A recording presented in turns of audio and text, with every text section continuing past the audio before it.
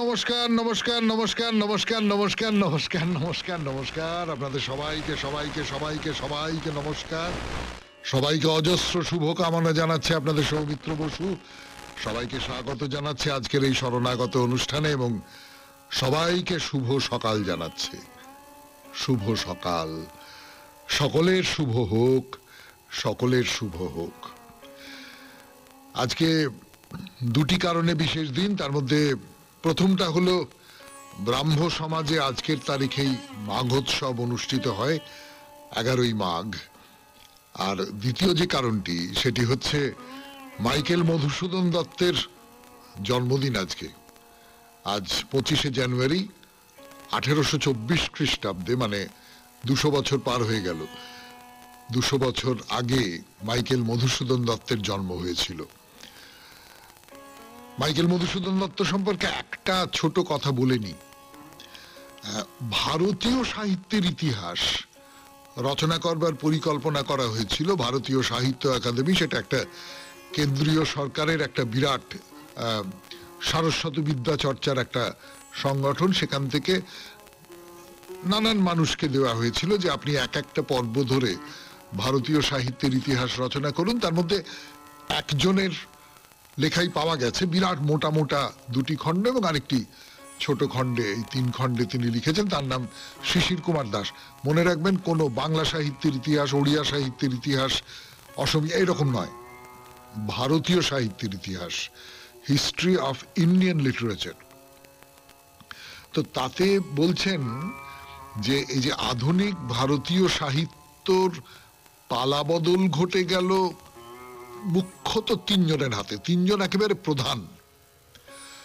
তাদের মধ্যে প্রথমজন হচ্ছেন মাইকেল মধুসূদন দত্ত, দ্বিতীয় জন হচ্ছেন বঙ্কিমচন্দ্র চট্টোপাধ্যায় এবং তৃতীয় জন হচ্ছেন ভারতেন্দু হরিশ্চন্দ্র। ভারতেন্দু হরিশ্চন্দ্র বারাণসীর মানুষ, তিনি বাংলা ভাষার সাহিত্যিক নন। কিন্তু এই 3 জন প্রধানের মধ্যে 2 জন হচ্ছেন বাঙালি। তো সেই মধুসূদন দত্ত বাংলা সাহিত্য অকস্মাৎ দেখিলা সম্মুখে তাকে, এরকম একজন মহান মানুষ। সেই মহান খুব কম দিন বেঁচে ছিলেন, তার চেয়েও খুব কম দিন লেখালেখির সঙ্গে যুক্ত ছিলেন, সাহিত্য রচনা করেছেন, কিন্তু তার মধ্যেই একেবারে স্থায়ী জায়গা পেয়ে গেছেন। ভারতীয় সাহিত্যের ক্ষেত্রে স্থায়ী জায়গা পেয়ে গেছেন।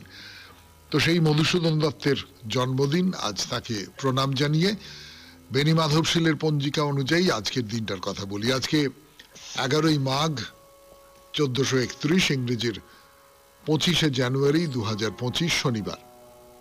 আজ একাদশী। সূর্যোদয়ের সময় সকাল 6টা বেজে 25 মিনিট, সূর্যাস্তের সময় বিকেল 5টা বেজে 15 মিনিট। নক্ষত্র জ্যেষ্ঠা। আজকে জন্মে বৃশ্চিক রাশি, বিপ্রবর্ণ, রাক্ষসগণ। আমাদের হোয়াটসঅ্যাপে চিঠি পাঠাবার নাম্বার 9831922927। চিঠির গোড়ায় অতি অবশ্যই SG লিখতে হবে। এবার তাহলে আজকের অনুষ্ঠান সূচি। মানে প্রথমে তো পুরাণ চিরন্তন, সে তো দীর্ঘদিন হয়ে আসছে এবং সেই পুরাণ চিরন্তনই হবে। কিন্তু দীর্ঘদিন ধরে আমরা 64 কলার কথা বলেছি, সেই 64 কলার প্রসঙ্গ শেষ হয়ে গেছে।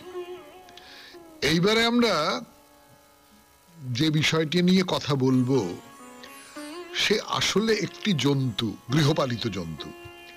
কিন্তু আমাদের ভারতীয় সংস্কৃতিতে, ভারতীয় পুরাণে তার ভূমিকা অসম্ভব বড় মাপের ভূমিকা, অসম্ভব গুরুত্বপূর্ণ ভূমিকা।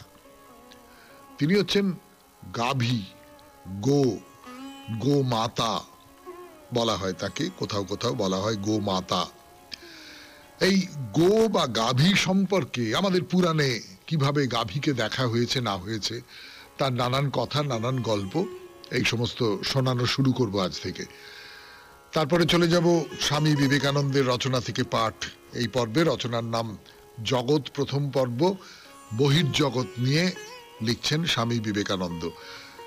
অতঃপর ঠাকুর শ্রী রামকৃষ্ণ পরমহংসদেবের কথামৃত থেকে পাঠ, স্বামী লোকেশ্বরানন্দজির রচনা, টুকরো টুকরো রচনা, অসামান্য ভালো, আমার তো খুব ভালো লাগছে।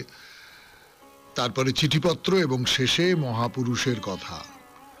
জরথ্রুস্টের কথা বলছি আপনাদের, তার প্রথম জীবনের কথা শুরু করেছি সেইখান থেকে আরো কথা বলবো, তার জীবনের কথা বলবো। 92.7 বিগ এফএম এ শরণাগত অনুষ্ঠান শুনছেন। আমি আছি আপনাদের সঙ্গে, আপনাদের সৌমিত্র বসু। প্রথমে পুরাণ চিরন্তন, গো কথা শুনছেন শরণাগত 92.7 বিগ এফএম এ। পুরাণ চিরন্তনে গো কথা, গাভীর কথা, গরুর কথা। এই যে ভারতবর্ষের সমাজে গরুর মর্যাদা কতখানি ছিল সেটা বলবার জন্য আমি আপনাদের একটা শ্লোকের কথা বলি।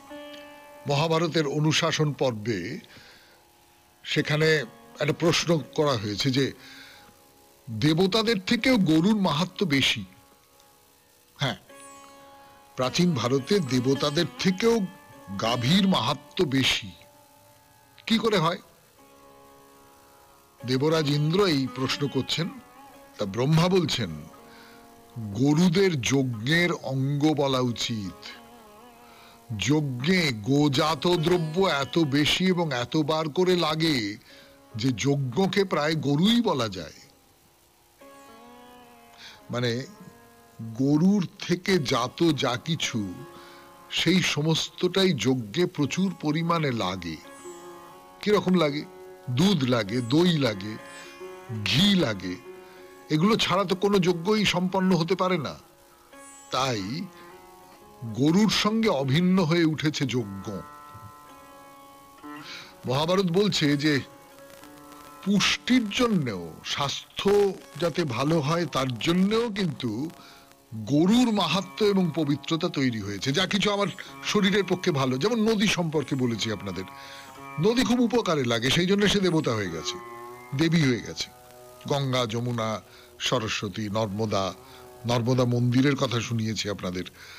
তো সেই রকম গাভীও আমাদের প্রভূত উপকার করে, আমাদের শরীর গড়ে তোলে। গরুর দুধ খুব পুষ্টিকর, সেই জন্য গরুর মাহাত্ম্য। আবার গরু থেকে জন্মানো বলদ দিয়েই আমাদের দেশে কৃষিকর্ম সম্পন্ন হয়। দেবতা এবং পিতৃলোকের হব্য কব্য সবটাই এই গোদুগ্ধ বা গোদুগ্ধজাত বস্তু দিয়েই তৈরি হয়। শুনছেন গাভীর বা গরুর মাহাত্ম্য কথা 92.7 বিগ এফএম এ শরণাগত অনুষ্ঠানে। পুরাণ চিরন্তনে ফিরে আসছি গানের পর। তাহলে গরুকে দিয়ে এত উপকার, যা বলছিলাম 92.7 বিগ এফএম এ শরণাগত অনুষ্ঠানে।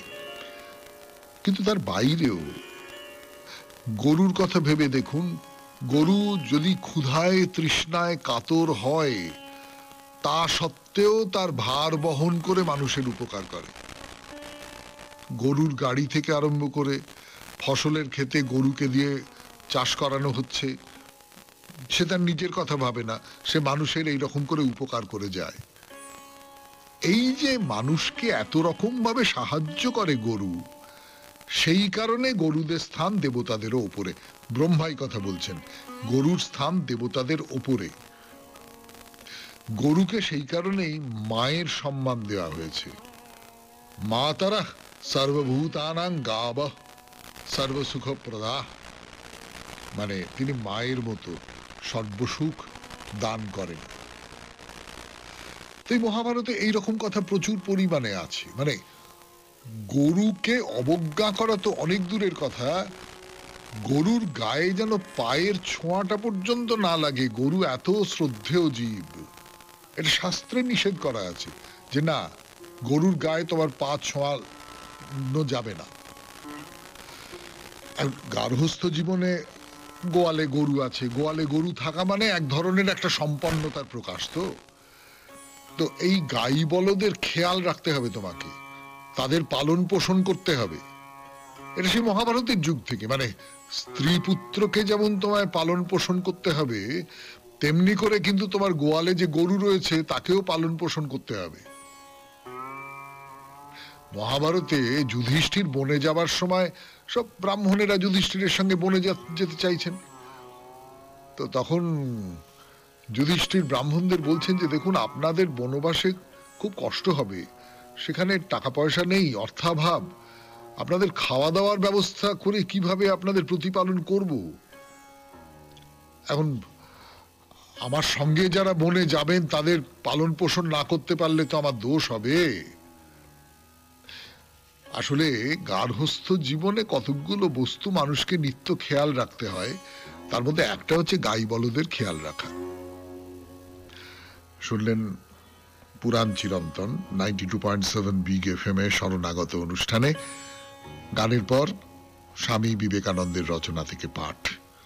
আমি আছি আপনাদের সঙ্গে, আপনাদের সৌমিত্র বসু। শোনাচ্ছি। যদি এই টেবিলটি নাশ হয় তো উহা কেবল উহার কারণ রূপে ফিরিয়া যায় মাত্র, সেই সূক্ষ্ম রূপ পরমাণুতে ফিরিয়া যাইবে, যাহাদের সম্মিলনে এই টেবিল নামক পদার্থটি উৎপন্ন হইয়াছিল। মানুষ যখন মরে তখন যে সকল পদার্থে তাহার দেহ নির্মিত সেগুলিতেই সে ফিরিয়া যায়। ধ্বংস হইলে এই পৃথিবী যে পদার্থ সমষ্টি ইহাকে এই আকার দিয়াছিল তাহাতেই ফিরিয়া যাইবে। ইহাকেই বলে নাশ, কারণে লয়। সুতরাং আমরা শিখিলাম কার্য কারণের সহিত অভিন্ন, কারণ হইতে পৃথক নহে। কারণটি রূপ বিশেষ ধারণ করিয়া কার্য নামে পরিচিত হয়। যে উপাদানগুলিতে ওই টেবিলের উৎপত্তি তাহাই কারণ, আর টেবিলটি কার্য।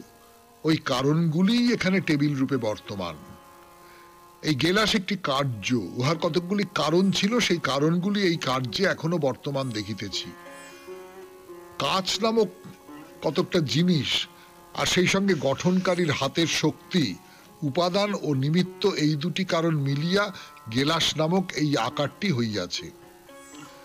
এই দুই কারণই হাতে বিদ্যমান।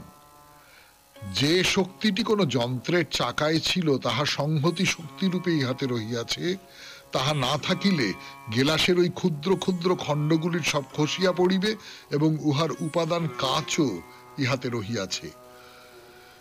গেলাসটি কেবল এই সূক্ষ্ম কারণগুলির আর একরূপে পরিণতি, এবং যদি এই গেলাসটি ভাঙিয়া ফেলা হয় তবে যে শক্তিটি সংহতি রূপে উহাতে ছিল তাহা ফিরিয়া গিয়া নিজ উপাদানে মিশিবে, আর গেলাসের ক্ষুদ্র খণ্ডগুলি আবার পূর্বরূপ ধরিবে এবং সেই রূপেই থাকিবে যতদিন না পুনরায় নূতন আকার লাভ করে। অতএব আমরা দেখিতে পাইলাম কার্য কখনো কারণ হইতে ভিন্ন নয়, উহা সেই কারণের পুনরাবির্ভাব মাত্র। তাহার পর আমরা শিখিলাম এই ক্ষুদ্র বিশেষ বিশেষ রূপ বা আকৃতি, যেগুলিকে আমরা উদ্ভিদ, তির্যক জাতি বা মানব বলি, সেগুলি অনন্তকাল ধরিয়া উঠিয়া পড়িয়া ঘুরিয়া ফিরিয়া আসিতেছে। বীজ হইতে বৃক্ষ হয়, বৃক্ষ আবার বীজ হয়, আবার উহা আর এক বৃক্ষ হয়, আবার অন্য বীজ হয়, আবার আর এক বৃক্ষ হয়, এইরূপ চলিতেছে, ইহার শেষ নাই। জলবিন্দু পাহাড়ের গা বাহিয়া সমুদ্রে যায়, আবার বাষ্প হইয়া উঠে, পাহাড়ে যায় আবার সমুদ্রে ফিরিয়া আসে, উঠিতেছে পড়িতেছে, চক্র ঘুরিতেছে। সমুদয় জীবন সম্বন্ধেই এই রূপ। সমুদয় অস্তিত্ব, যাহা কিছু দেখিতে শুনিতে ভাবিতে বা কল্পনা করিতে পারি, যাহা কিছু আমাদের জ্ঞানের সীমার মধ্যে, তাহাই এইভাবে চলিতেছে ঠিক মনুষ্য দেহে নিঃশ্বাস প্রশ্বাসের মতো। সমুদয় সৃষ্টি এইরূপ চলিয়াছে। একটি তরঙ্গ উঠিতেছে, একটি পড়িতেছে, আবার উঠিয়া আবার পড়িতেছে। প্রত্যেক তরঙ্গেরই সঙ্গে সঙ্গে একটি করিয়া গহ্বর, প্রত্যেক গহ্বরের সঙ্গে সঙ্গে একটি করিয়া তরঙ্গ। সর্বত্র এক রূপ বলিয়া সমগ্র ব্রহ্মাণ্ডেই বিভিন্ন অংশের মধ্যে সঙ্গতি থাকার দরুন একই নিয়ম খাটিবে। অতএব আমরা দেখিতেছি সমগ্র ব্রহ্মাণ্ডই যেন এক কালে কারণে লীন হইতে বাধ্য।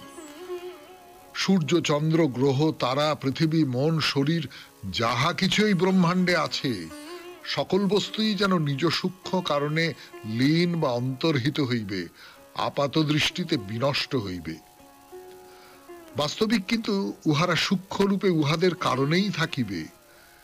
এই সব সূক্ষ্ম রূপ হইতে আবার তাহারা পৃথিবী, চন্দ্র, সূর্য, তারা রূপে বাহির হইবে। শুনলেন স্বামী বিবেকানন্দের রচনা থেকে পাঠ। এবারে গান, গানের পর ঠাকুর শ্রী রামকৃষ্ণ পরমহংসদেবের কথা, কথামৃত। শরণাগত অনুষ্ঠান শুনছেন, এখন কথামৃত থেকে পাঠ। পাঠ করে শোনাচ্ছি আমি, আপনাদের সৌমিত্র বসু। সেই ব্রাহ্ম ভক্তর সঙ্গে ঠাকুর শ্রী রামকৃষ্ণ পরমহংসদেবের কথাবার্তা হচ্ছে। তো জগতে এত অবিদ্যা কেন, এই প্রশ্নের উত্তরে ঠাকুর বলছেন যেটা, সেই নিয়েই আমরা আরো খানিকটা কথা বলবো। সেটা হচ্ছে, অবিদ্যা আছে বলেই তো বিদ্যাকে আলাদা করে চিনতে পারি, অন্ধকার আছে বলেই তো আলোকে আলাদা করে চিনতে পারি, পাপ আছে বলেই তো পুণ্যকে আলাদা করে চিনতে পারি, খারাপ আছে বলেই তো ভালোকে আলাদা করে চিনতে পারি। এই এই এই যে যেমন এরপরে যে কথাটি বলছেন ঠাকুর, সেই কথাটা বললে আমার আমার নিজের যেটা মনে হয় সেটা বলবো। সেটা হচ্ছে যে, আবার আছে, খোসাটি আছে বলে তবে আমটি বাড়েও পাকে, আমটি তয়ের হয়ে গেলে তবে খোসা ফেলে দিতে হয়, মায়ারূপ ছালটি থাকলে তবেই ক্রমে ব্রহ্মজ্ঞান হয়, বিদ্যা মায়া অবিদ্যা মায়া আমের খোসার ন্যায়, দুই দরকার। আহা, কি ভালো উপমা, কি ভালো উপমা, কি ভালো উপমা। যে এই যে আমের খোসাটি, এটা থাকে যাতে ভেতরে ভেতরে আমটি পাকে, আপনি যাতে ভেতরে ভেতরে পেকে ওঠেন, আপনি যাতে ভেতরে ভেতরে ঈশ্বর অভিমুখী হয়ে ওঠেন। তো সব আম তো পাকে না, কত আম নষ্ট হয়ে যায়, কত আম তার আগেই কিরকম গন্ডগোল হয়ে যায় সবকিছু, কিন্তু কোন কোন আম পাকে। তো ঠিক তেমনি করে এই খোসার আড়ালে আমাদের এই যে অবিদ্যা, এই যে মায়ারূপী যে জগৎ, সেই জগতের ভেতরে ভেতরে ভেতরে ভেতরে কোনো মানুষ সিদ্ধ হতে থাকেন, কোনো মানুষ অন্যরকম হতে থাকেন, ঈশ্বরাভিমুখী হতে থাকেন। তারপর একটা সময়ে তখন আর খোসাটার দরকার হয় না, তখন সেখান থেকে বেরিয়ে আসা। এই আমটা তৈরি হয়ে গেলে তার খোসা ফেলে দিতে হয়, তখন ফেলে দিই। কিন্তু তার আগে পর্যন্ত, অর্থাৎ আমি যদি খুব সোজা করে বলি, বা আমি যেটুকু বুঝছি সেই জায়গা থেকে, যে জীবনটা আসলে একটা জার্নি, জীবনটা আসলে একটা যাত্রা। আপনি একটা জায়গা থেকে আর একটা জায়গায় পৌঁছবেন, এই পৌঁছানোর যে রাস্তাটা, এরকম হতে পারে সেই রাস্তাটায় আপনি গেলেন না, আপনি এই জীবনের যেটুকুর মধ্যে রয়েছেন, যেটাকে বলে যে আপনি একটা খুব নিরাপদ বৃত্তের মধ্যে রয়েছেন, আপনার জানাশোনা বৃত্তের মধ্যে রয়েছেন, আপনি সেইখানে থেকে গেলেন। মানুষ সেইখানে থাকতে পারে না। আপনি ভেবে দেখুন, আপনার যে শৈশব, সেই শৈশব থেকে আপনি যখন কৈশোরের দিকে এলেন, তখন নানান রকম বাধা এলো আপনার জীবনে, নানান রকম নতুন নতুন জগতের নতুন নতুন সমস্ত অভিজ্ঞতা এলো। এই নতুন নতুন অভিজ্ঞতার মধ্যে দিয়ে তো মানুষকে যেতে হবে। শুনছেন কথামৃত থেকে পাঠ, 92.7 বিগ এফএম এ শরণাগত অনুষ্ঠানে। এখন গানের পর আবার কথামৃত। আমি আছি আপনাদের সঙ্গে, আপনাদের সৌমিত্র বসু। কথামৃত থেকে পড়ছি, আপনাদের শোনাচ্ছি 92.7 বিগ এফএম এ শরণাগত অনুষ্ঠানে। তো যেটা বলছিলাম, যে জীবনটা আসলে একটা যাত্রা, একটা জায়গা থেকে আর একটা জায়গায় যাওয়া। এই যাওয়ার চূড়ান্ত রূপ যদি ধরি ঈশ্বর, তাহলে নানান রকম পর্যায়ের মধ্যে দিয়ে তো আপনাকে ঈশ্বরের কাছে পৌঁছতে হবে। প্রশ্ন হলো, এই পর্যায়গুলো মানে আমাকে তো শেষ পর্যন্ত বাইরে দূরেতে পৌঁছতে গেলে পুরাণ চিরন্তন দিয়ে শুরু করতে হবে, তারপরে তো এই ধাপে ধাপে ধাপে ধাপে ধাপে ধাপে আমি বাইরে দূরেতে যেতে পারবো। আমাদের অনুষ্ঠানের যে গঠন, তার সূত্র ধরে বলছি আপনাদের। তো সেইটা মানুষ, যে মানুষ সেইটা করে না, সে এক লাফে কি করে ছাদে পৌঁছবে? এও তো ঠাকুরের উপমা, যে সিঁড়ি দিয়ে উঠতে হবে বাবু তোমাকে, ওই এক লাফে তুমি ছাদে পৌঁছতে পারবে না।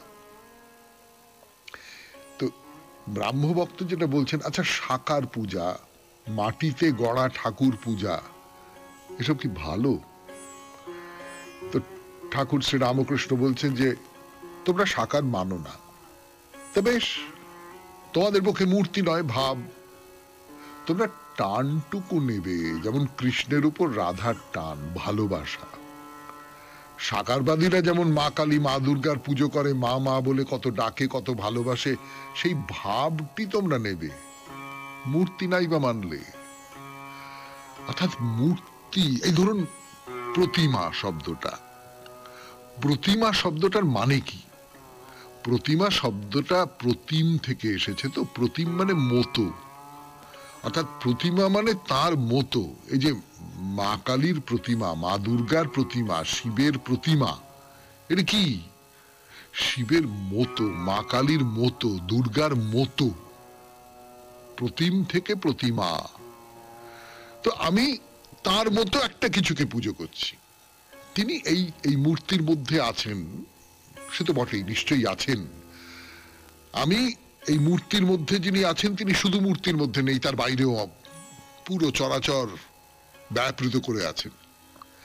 আমি তাকে ভেবে, মানে এই মূর্তিকে দেখে আমি তাকে ভাবছি, তাকে চাইছি, তাকে প্রার্থনা করছি। মূর্তি একটা প্রতিম, তার মতো একটা কিছু বলে আমি মনে করছি। এবারে ব্রাহ্মভক্ত আর একটা প্রশ্ন করছে। প্রশ্নটা হচ্ছে, বৈরাগ্য কি করে হয় আর সকলের হয় না কেন? ঠাকুর কি বলছেন? ঠাকুর বলছেন, ভোগের শান্তি না হলে বৈরাগ্য হয় না। ছোট ছেলেকে খাবার আর পুতুল দিয়ে বেশ ভুলানো যায়, কিন্তু যখন খাওয়া হয়ে গেল আর পুতুল নিয়ে খেলা হয়ে গেল, তখন মা যাবো বলে। মায়ের কাছে নিয়ে গেলে পুতুল ছুঁড়ে ফেলে দেয় আর চিৎকার করে কাঁদে। তবে যতদিন আমরা এইটা নিয়ে ভুলে আছি, ততদিন পর্যন্ত বৈরাগ্য হবে না। বৈরাগ্য তখনই হবে যখন ভোগ করতে করতে করতে করতে সেইটার সম্পর্কে একটা বিতৃষ্ণা চলে আসবে। এটা যে কেবলমাত্র ধর্মের কথা তাই নয়, এটা বস্তুত অর্থনীতির কথা, এটা বস্তুত বিজ্ঞানের কথা।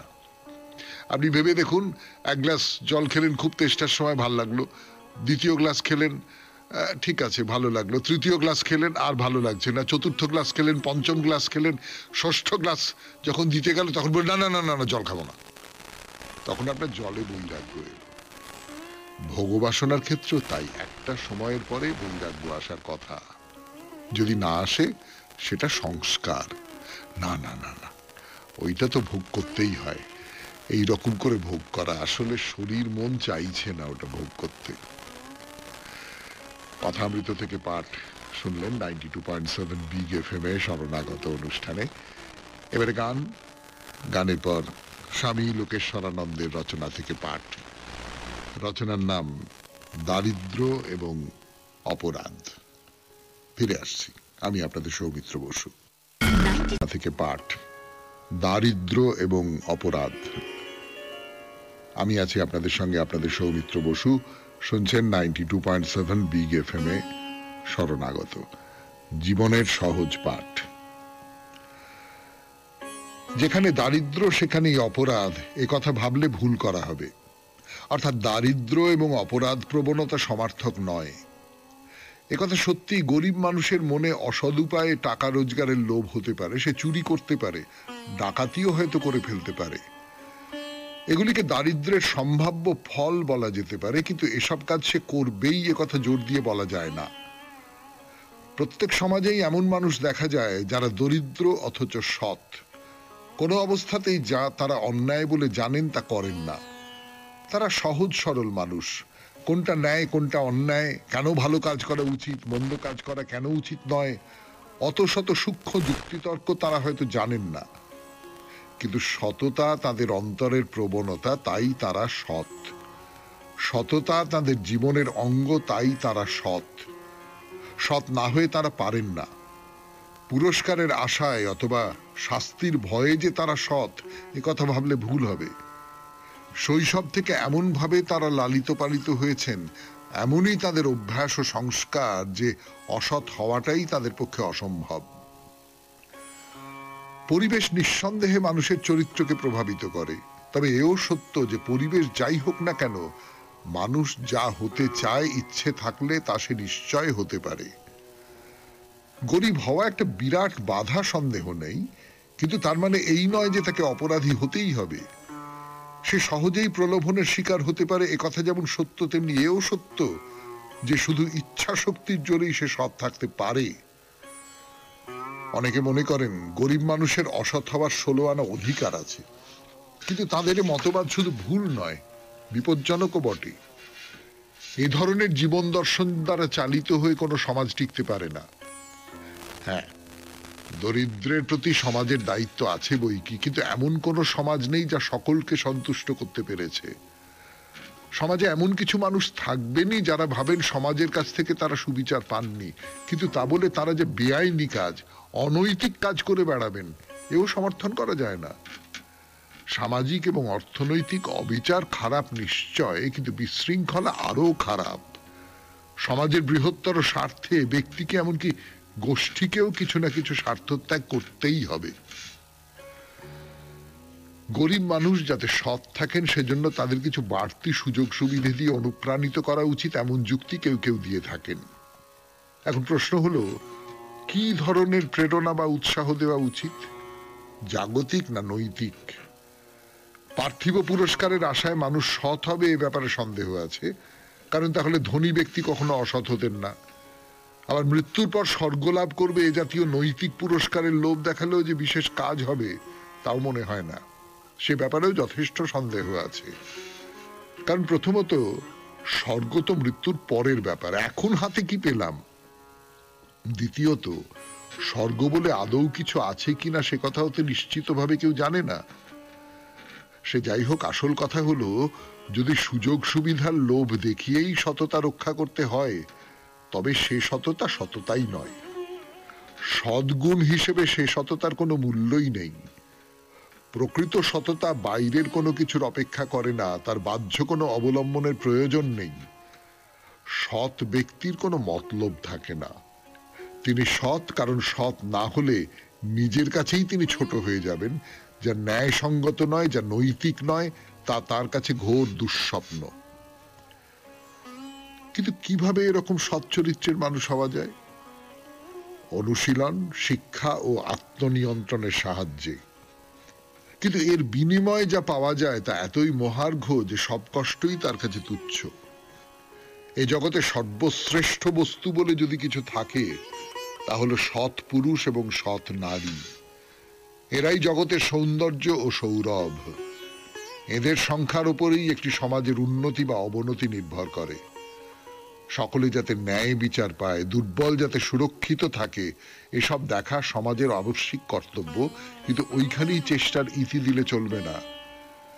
সমাজের প্রতিটি মানুষ যাতে সততাকে সবচাইতে মূল্যবান, সর্বাপেক্ষা কাম্য বস্তু বলে মনে করে, এমন একটি মূল্যবোধ গড়ে তোলার ব্যাপারেও সমাজকে সক্রিয় হতে হবে। শুনলেন স্বামী লোকেশ্বরানন্দের রচনা থেকে পাঠ, দারিদ্র এবং অপরাধ। গানের পর আপনাদের চিঠিপত্র। ফিরে আসছি।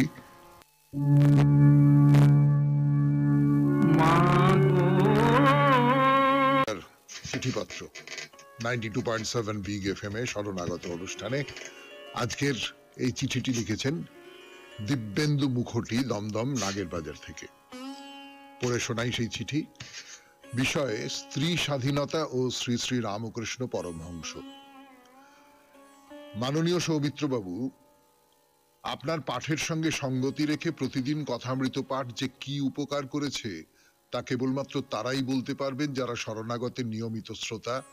প্রতিদিনই নতুন নতুন কত দিক যে উন্মোচিত হচ্ছে তা কি করে বোঝাবো। আপনি 7/1/25 মঙ্গলবার কথামৃত থেকে পাঠের দ্বিতীয় ভাগে ঠাকুরের স্ত্রী স্বাধীনতা সম্পর্কে ধারণা কি সেই অংশে কিছুটা পাঠ করেছিলেন। সুরেনবাবুর ভাইয়ের করা প্রশ্নের কোনো সরাসরি উত্তর কিন্তু ঠাকুর সেই দিন দেননি। তিনি ব্যাপক অর্থে নতুন অনুরাগের কথা বলেছেন সাধু সঙ্গ, তপস্যা না করলে এসব ধারণা করা মুশকিল, ইত্যাদি ইত্যাদি। কিন্তু এই প্রশ্নের স্পষ্ট উত্তর না থাকলেও কিছু ইঙ্গিত কিন্তু পাওয়া যায় কাশীপুর উদ্যানবাটিতে মেয়েদের লজ্জাই ভূষণ এই পরিচ্ছেদে। এটি 1884 সালের কথা।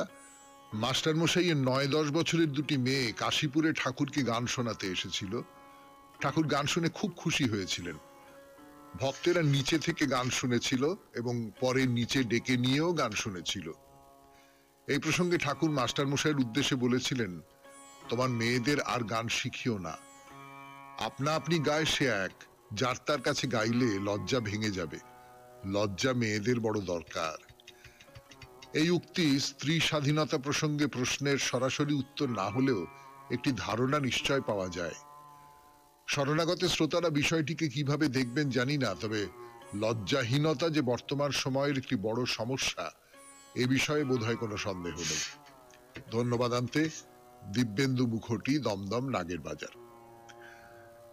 হ্যাঁ, খুবই খুবই গুরুত্বপূর্ণ একটি তথ্যটি যে আমার অজানা ছিল এমন নয়, কিন্তু সম্ভবত সেটা বলবার কোনো অবকাশ পাওয়া যায়নি এখনো পর্যন্ত।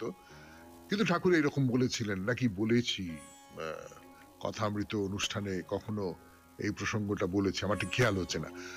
তো যাই হোক, আপনি যেটা বললেন সেটা একটা দিক, যে লজ্জাহীনতা। আবার অন্য আর একটা দিক তো এইরকম কথা বলতেও পারে যে মেয়ে বলেই তার ভেতর কোনো সুপ্ত প্রতিভা আছে, সেই সুপ্ত প্রতিভাটা জাগ্রত করবার জন্য যা যা কিছু করা দরকার সেগুলো করা হবে না কেন? এই তর্কের নিরসন হওয়া সত্যি সত্যি হয়তো খুব কঠিন। যাই হোক, আপনার এই চিন্তা জাগানিয়া চিঠিটির জন্য আপনাকে অসংখ্য ধন্যবাদ দিব্যেন্দু বাবু।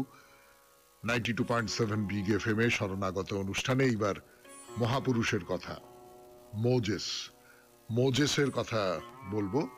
গত শনিবারে বলেছিলাম যে মোজেসের মা ফারাওয়ের মেয়ের কাছে মোজেস আশ্রয় পেয়েছে। মোজেসের মা তাকে একটা নদীর ধারে ঝোপের মধ্যে ফেলে রেখে দিয়েছিলেন, ফারাওয়ের মেয়ে তাকে কুড়িয়ে নিয়ে গেছেন। এবং একটা মত হচ্ছে মোজেসের মা কে সে ধাইমা হিসেবে নিযুক্ত করেছে। এইরকম একটা জায়গা থেকে শুরু করব মোজেসের জীবন কথা বলা। আমি আছি আপনাদের সঙ্গে, আপনাদের সৌমিত্র বসু। ফিরে আসছি মহাপুরুষের কথায় 92.7 বিগ এফএম এ। বিগ এফএম এ শরণাগত অনুষ্ঠান শুনছেন আপনারা। এখন মহাপুরুষের কথা, আমি আছি আপনাদের সঙ্গে, আপনাদের সৌমিত্র বসু। তো মোজেস ওই ফারাওয়ের কন্যার কাছে থাকে, বড় হয় বড় হয় বড় হয়, একটু বড় হলো। যোশীবেদ, মোজেসের যে আসল মা, যে ওই ঝোপের কাছাকাছি ছিল এবং শিশু মোজেস বারবার তার কাছে যেতে চাইছে বলে ফারাওয়ের কন্যা বলল যে ঠিক আছে তুমি এসো, তুমি ধাইমা হয়ে থাকো, এসো বলে যোশীবেদ বস্তুত বড় করে তুলেছে মোজেসকে। ফারাওয়ের কন্যা তো নিশ্চয়ই ছিল, মা হিসেবেই ছিল। তো একটু বড় হলো, তখন আর ধাইমার তো দরকার নেই, তখন তাকে বিদায় দেওয়া হলো, যোশীবেদ চলে গেল। কিন্তু মা তো রে বাবা, সে তার সন্তানকে নাক দেখে থাকতে পারে নাকি?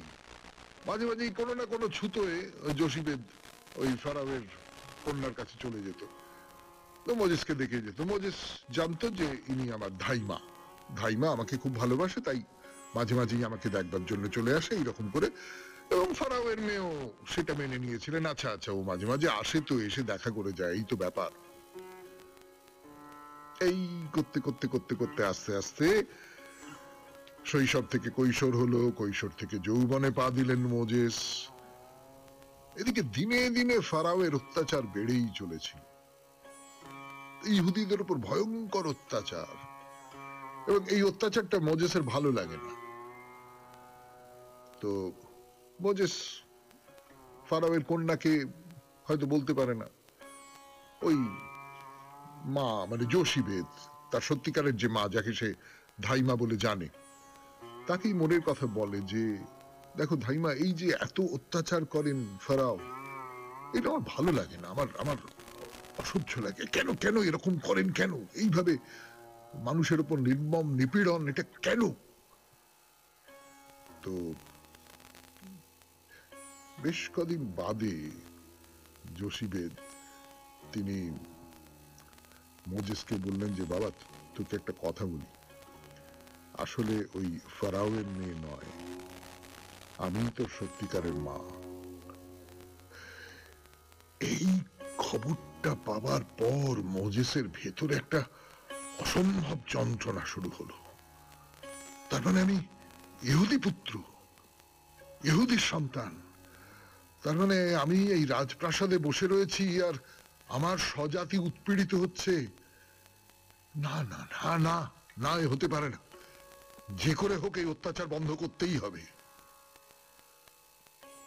একদিন মোজেস রাজপথ দিয়ে যাচ্ছেন, হঠাৎ দেখলেন যে একটা ইহুদি, তাকে ধরে একজন মিশরীয় মনিব, সে ইহুদি দাস, সে অসম্ভব নির্মম ভাবে মারছে।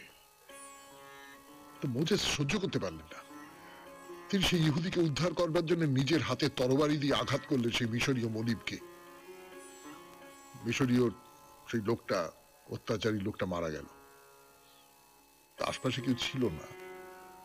তখন মোজেস সেই যে মিশরীয় লোকটা তার মৃতদেহটা টানতে টানতে নিয়ে গিয়ে একটা মাঠের মধ্যে মাটি খুঁড়ে পুঁতে ফেললেন। নিশ্চয়ই এ কথা কোনোদিন প্রকাশ পাবে না, কিন্তু ওই যে ইহুদিটিকে বাঁচিয়েছিলেন মোজেস, সেই কথাটা চারপাশে প্রকাশ করে দিল। এইরকমই হয় না, যার উপকার করবার জন্য আমি কাজটা করলাম সেই পুরো ব্যাপারটাকে প্রকাশ করে দিল। এই কথাটা তো ফারাওয়ের কানে চলে গেল। কি কি এটা কি হলো? এইরকম কাজ করেছে মোজেস, একজন মিশরীকে খুন করেছে। এইবারে ফারাও জানতে পেরে গেছেন যে আমার মেয়ে রাজকন্যা মোজেসকে মানুষ করেছে ঠিক, কিন্তু তার শরীরে বইছে ইহুদি রক্ত। তাই সে নিজের ধর্মের মানুষকে অত্যাচারিত হতে দেখে মিশরীয়কে হত্যা করেছে। না না না না, ওকে যদি মুক্ত রাখা যায় তাহলে বিপদ অবশ্যম্ভাবী। মোজেস তো পালিয়েছেন। ফারাও সৈন্যদের ডেকে বললেন যে যেখান থেকে পারো ওই মোজেসকে বন্দী করে নিয়ে এসো। শুনছেন মহাপুরুষের কথা, মোজেসের কথা, 92.7 বিগ এফএম এ শরণাগত অনুষ্ঠানে। আমি আপনাদের সৌমিত্র বসু, আরো কথা শোনাবো ওই মহাপুরুষের। ফিরে আসছি, একটু গান শুনে নিই। আমাদের এই 92.7 বিগ এফএম এ শরণাগত অনুষ্ঠানে মহাপুরুষের কথায় যে ফারাও তো এইরকম একটা আদেশ দিলেন যে যেখান থেকে পারো তাকে ধরে নিয়ে এসো। এই খবরটা মোজেসের কাছে চলে গেল। ব্যাস, আর তো কোনো উপায় নেই, পালাতে হবে। নগর ত্যাগ করে তিনি বেরিয়ে পড়লেন। যাচ্ছেন যাচ্ছেন যাচ্ছেন যাচ্ছেন যাচ্ছেন, মিডিয়া বলে একটা জায়গা, তার একেবারে প্রান্তে এসে পৌঁছলেন। চারদিকে একেবারে মরুভূমির মতো ধু ধু করছে প্রান্তর, আর মাঝে মাঝে মাঝে মাঝে ছোট ছোট বসতি, ওই যাযাবর শ্রেণীর মানুষ, তারা পশুপালন করে আর সেইখানে বসবাস করে। খুব গরিব, খুব গরিব, কিন্তু মানুষগুলো খুব সৎ, খুব সরল। এতখানি পথ পার হয়ে এসে খুব প্রচন্ড খিদে পেয়েছে, প্রচন্ড তেষ্টা পেয়েছে, আর শরীর চলছে না, এরকম একটা অবস্থা। তো হঠাৎ দেখলেন একটা কুয়োর সামনে 7টা মেয়ে তাদের ভেড়াকে জল খাওয়াচ্ছে। তো হঠাৎ একদল ওই মেষপালক সেখানে এসে মেয়েদের কাছ থেকে জোর করে ভেড়াগুলোকে কেড়ে নিল। আর সেই 7 বোন চিৎকার করছে, প্রচন্ড চিৎকার করছে। তো মোজেস তাড়াতাড়ি ছুটে গেলেন। তারপর তিনি মেষপালকদের বললেন যে কি ব্যাপার, তুমি এর ভেড়াগুলো কেড়ে নিচ্ছ কেন? তাদের সঙ্গে মারামারি হলো। মারামারি করে মোজেস সবকটা ভেড়া উদ্ধার করে মেয়েদের ফিরিয়ে দিলেন। তো মেয়েরা স্বভাবতই অনেক ধন্যবাদ জানিয়ে, অনেক কৃতজ্ঞতা জানিয়ে তারা বাড়ি ফিরে গেল। বাড়ি ফিরে গিয়ে তো বাড়িতে বলেছে, এই যে 7 বোন, এই 7 বোনের বাবার নাম ছিল রুবেন। তা রুবেন মেয়েদের মুখে সব কথা শুনে বলল যে ছি ছি ছি ছি ছি ছি ছি ছি, এমন একজন উপকারী বন্ধু তোমরা তাকে রাস্তার মধ্যে ছেড়ে দিয়ে এলে। চাও চাও চাও চাও, এখনই তাকে ডেকে নিয়ে এসো, যাও যাও। তো 7 বোন এসে দেখলো যে মোজেস রাস্তা দিয়ে হাঁটছেন তৃষ্ণার্ত। এসে মোজেসকে, আপনি আসুন আসুন, আমাদের উপকারী বন্ধু, আপনি আসুন, এসে এখানে আমাদের বাড়িতে আসুন বলে বাড়িতে ডেকে নিয়ে গেল। তো তাকে বাড়িতে ডেকে নিয়ে যখন ভালো করে দেখছে, তখন দেখছে যে পরনে মূল্যবান পোশাক। আরে ফারাওয়ের মেয়ের ছেলে তো, পালিত পুত্র, তার তো সেই রকম পোশাক আশাক, সেই রকম ব্যবহার, একটা ওইরকম অভিজাত ব্যবহার। তো রুমেন বললেন যে আপনি যদি অনুগ্রহ করে বলেন যে আপনি কে, আপনার পরিচয় কি। তো মোজেস যিনি আমাকে আশ্রয় দিয়েছেন তাকে আমি মিথ্যে বলবো না, তো সব কথা খুলে বললেন। তো রুমেন বললেন যে আপনি যদি দয়া করে আমার বাড়িতে থাকেন, আপনি এরকম ঘুরে ঘুরে বেড়াচ্ছেন ক্লান্ত হয়ে, আপনি আমার বাড়িতে থাকুন, এইখানে আপনাকে কেউ আপনার উপর উপদ্রব করতে পারবে না, তো এখানে থাকেন। তো কিছুদিন বাদে ওই যে 7 বোন তার একটি মেয়ের সঙ্গে মোজেসের বিয়ে হয়ে গেল। এই যে যাযাবর গোষ্ঠীর সঙ্গে রয়েছেন, থাকতে থাকতে থাকতে থাকতে অল্প দিনের মধ্যেই ওই ভেড়া চড়ানোর কাজটা মোজেস শিখে নিলেন। একেবারে রাজপ্রাসাদ থেকে যাযাবরের কুঁড়েতে দিব্যি চলে এলেন তিনি। শুরু হলো মোজেসের জীবনের একটা নতুন অধ্যায়। সেই নতুন অধ্যায়ের কথা আজকে আর নয়, আগামী শনিবার মহাপুরুষের কথায়। আজকের মতো তাহলে শেষ করি। শরণাগত 92.7 বিগ এফএম এ শরণাগত অনুষ্ঠানে চিঠি পাঠাবার নাম্বার 9831922927। চিঠির গোড়ায় অতি অবশ্যই SG লিখতে হবে। সবাই খুব ভালো থাকবেন, আনন্দে থাকবেন। নমস্কার। নমস্কার নমস্কার নমস্কার নমস্কার নমস্কার নমস্কার নমস্কার।